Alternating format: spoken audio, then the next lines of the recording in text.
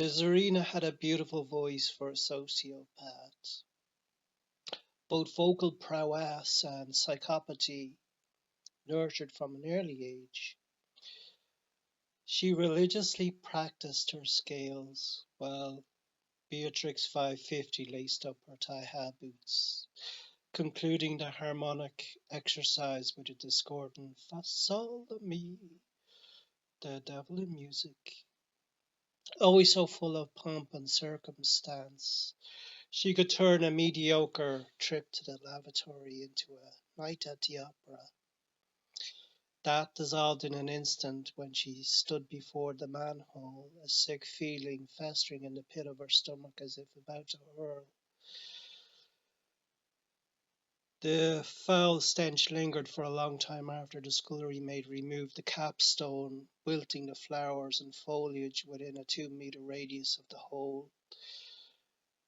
She told herself the interlude in the sewers was harmless enough fun, just killing time between executions. Descending from the airy upper level to the stinking netherworld was surprisingly quick. She stomached the stink only when she held her breath. No problem then straddling the ladder down into the narrow shaft. Seemed aloof to the toxic pong in the musical form to a lunatic violinist plucking a single chord accompanied by a girl with abandonment issues, incessantly crying. Just 12 steps from heaven to hell, a somewhat Benedictine plunge occurring in the space-time of a paternoster.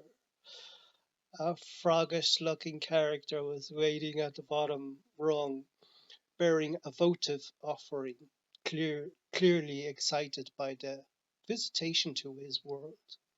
He did not speak English per se, but certainly there was a discernible French vibe to his primitive grunts and mumbles. I don't know what that is. Laughter in his voice, too, tinged with madness, proffering a mushroom at the Serena, not exactly enamored by the morsel pointed in her direction. She declined to take it from him. Under normal circumstances, he would be dead by now.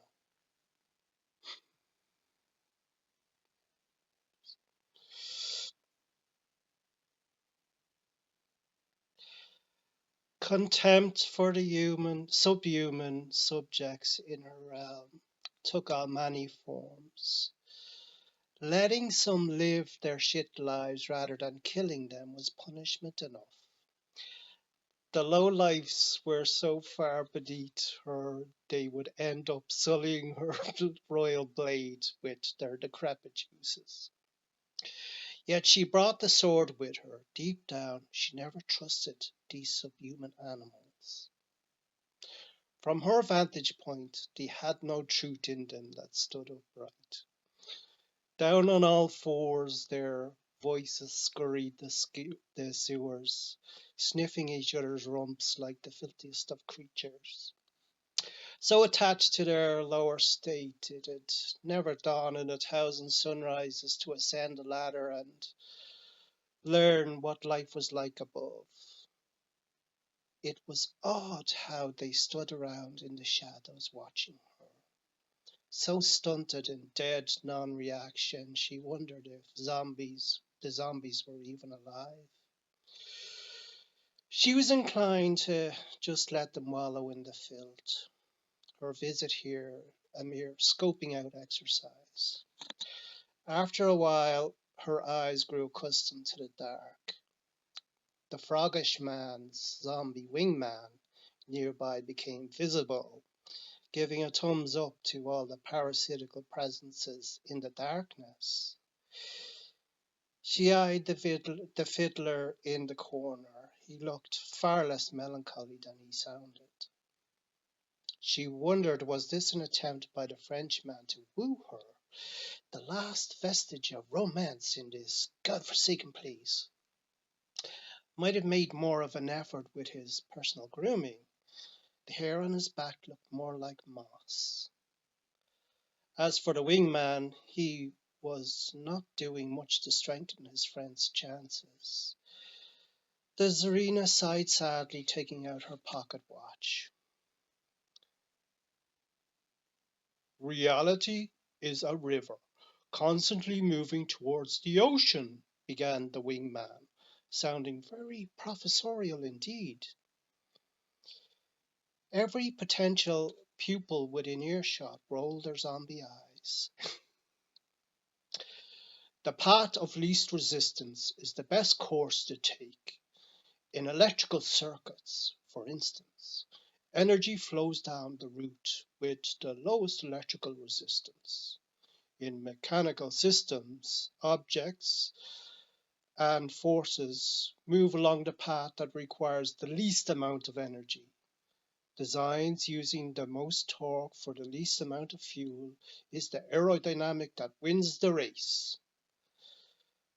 The Tsarina was astounded he could string words together to form coherent sentences. Don't get stuck in one puddle in time, he said, looking directly at the Frenchman squat squarely in a puddle of piss and shit. In systems theory, processes, biological, ecological, or social, etc., tend to follow pathways that require the least effort or resistance. Yes, but one needs to invest energy to attain a certain outcome, which is to say, first and foremost, reality is governed by the universal principle of constant flux. Life without it leads to blockage, stagnation, conflict, and ultimately annihilation.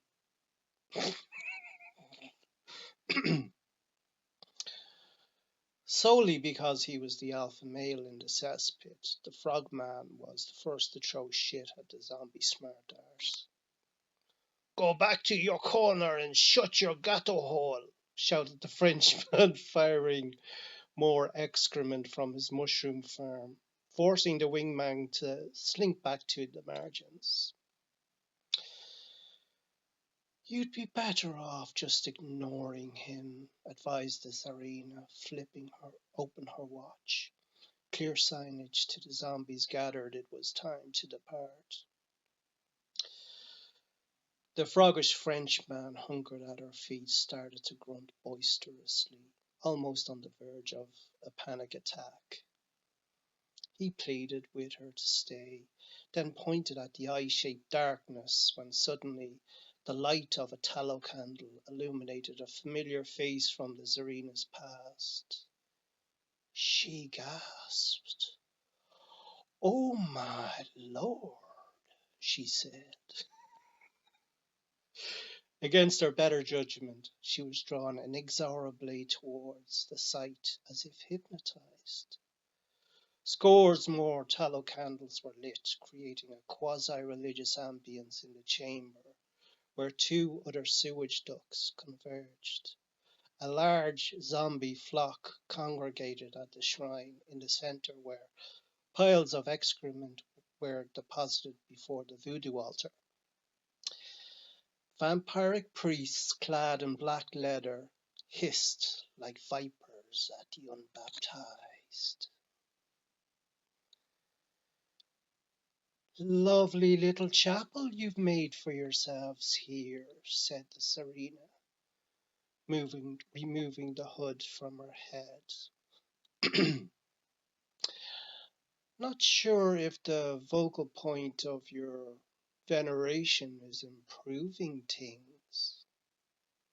More hisses from the parasitical priesthood, acutely aware now who was in their midst. "'Tis an honour to have the Queen of the Hive visit us," extolled one of the wasp's clergy, recoiling nervously into the shadows. "We're just humble worker bees gathering pollen." She laughed heartily at that. "Not any more," declared the Tsarina, drawing her sword.